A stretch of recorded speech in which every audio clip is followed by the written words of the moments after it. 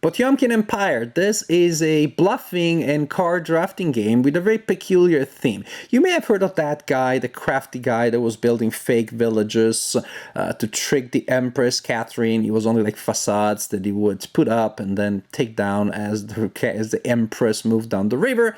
Now you can follow on his steps and build fake villages, fake buildings.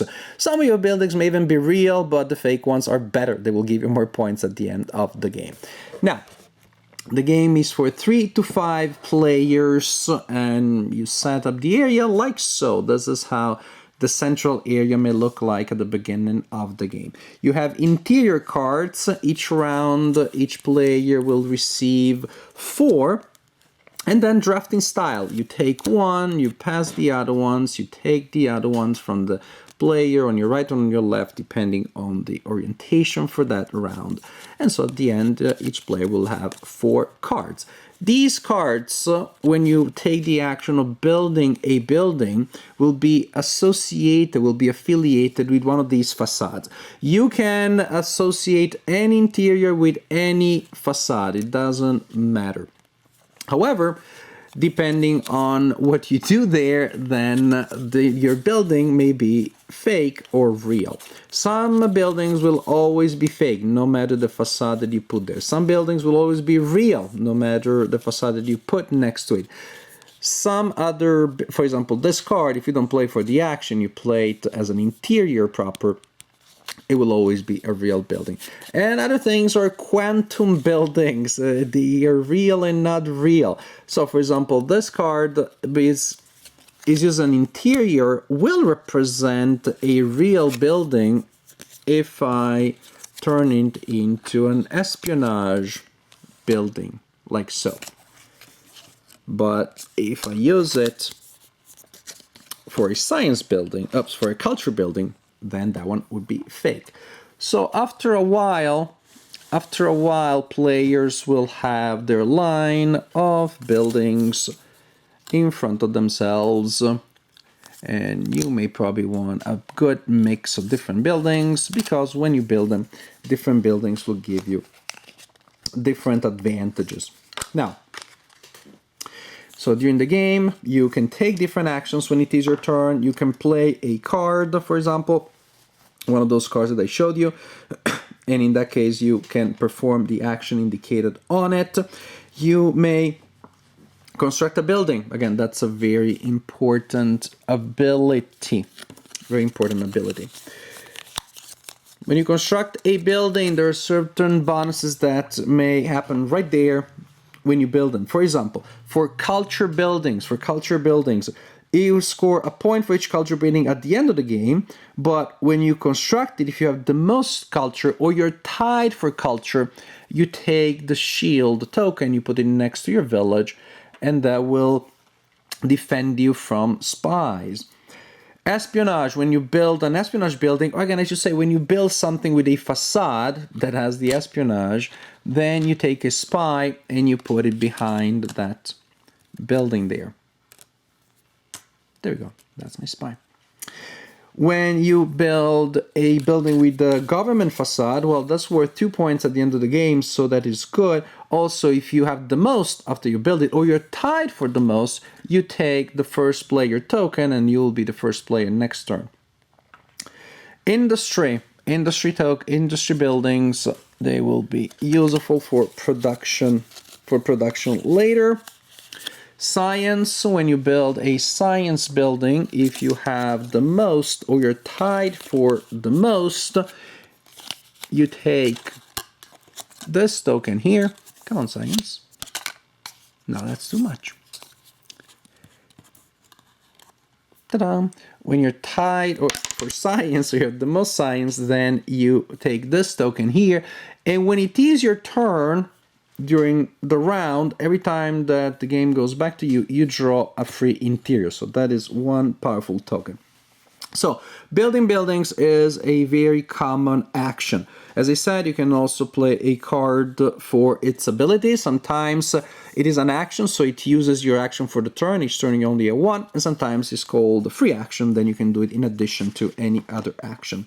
Another important action that you can choose to take is espionage. So you take any spy which is behind your government buildings and you put it in front of someone else's building, and then you get to look at their interior. If that is a fake building, you take their facade and you put it in your personal scoring pile. Each building you destroy that way will be worth 2 points at the end of the game. Once you send out your spies, they're spent for that round, and you put them in front of your building so you remember that you cannot use them. They will be readied again and placed behind your buildings to mark that between rounds, so ready for the next round. There are also game effects that may unspend them. Also, another thing you can do is to produce. Each player has this token here, which is a reminder of what they can do, and it will decide up at the beginning of a round. When you choose the produce action, you place a produce cube, or whatever, good cube, an industry cube. One of these blue cubes, you put it behind every industry building that you have. So for a single action, you may be able to do production several times, to produce for several buildings for a single action. However, once you take the produce action, you flip this token, and now for the rest of the round, you only have these two actions available. So you cannot build any more buildings or spy on people. For the rest of the round, after you start producing, you can play card ability or produce more. About production, it's also important that if you destroy a building that has cubes here, they're gone. Basically, everything is gone. Spies are lost, production cubes are lost. Production mode is also important because as soon as there's only one player left not in production mode, the round is over. You start and you do the various upkeeping, and then you start the next round, and the game has 4 rounds, and you have a stack of tokens here to mark that. But that's really important because it really means that sometimes player can shut down the round because there's a player who is too much ahead, then everybody goes in production mode but that player. But that's enough because it takes all players but one to end the round. You continue like this, collecting cards, drafting cards, building buildings, sending out your agents, destroying stuff, building stuff, seeing your stuff being destroyed. Continue like this for 4 rounds, and at the end of round 4 you score points. And you have a nice player rate here that tells you certain buildings will just give you points for the facade. So basically, each government facade is 2 points, each culture facade is 1 point, and then 2 points for each fake building. So fake can be really good because each fake that you still have at the end of the game has not been destroyed by spies is worth 2 points.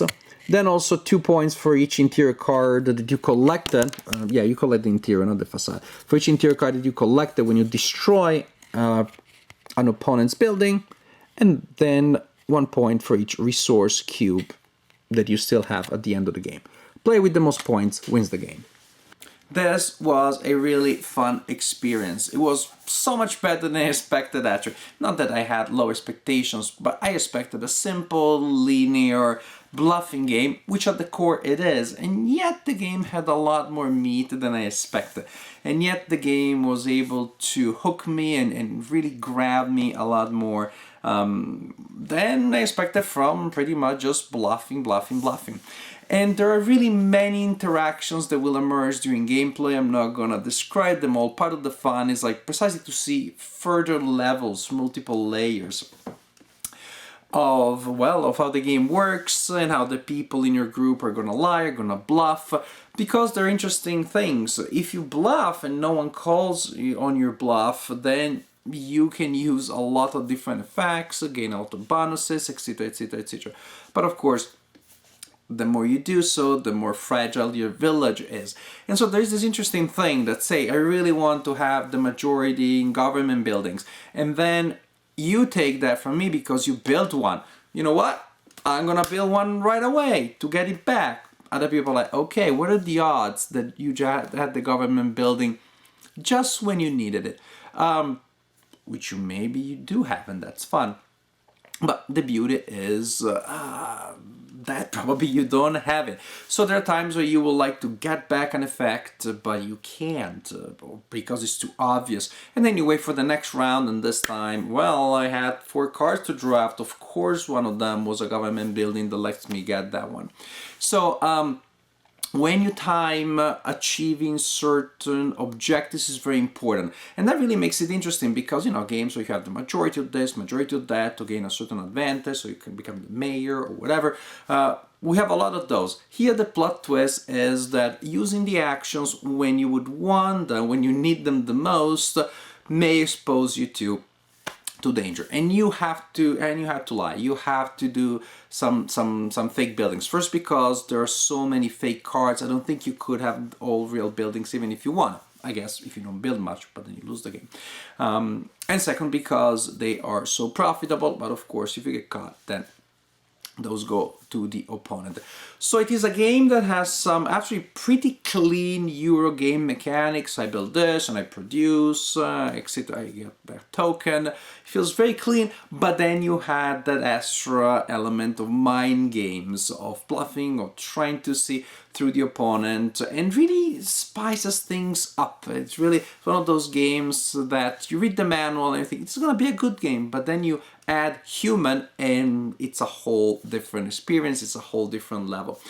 We had such a great time, you know, laughters, bluffing, friendly banter, it together with a system that again still worked overall as a fairly classic, almost as a straightforward city development, resource development, engine building also.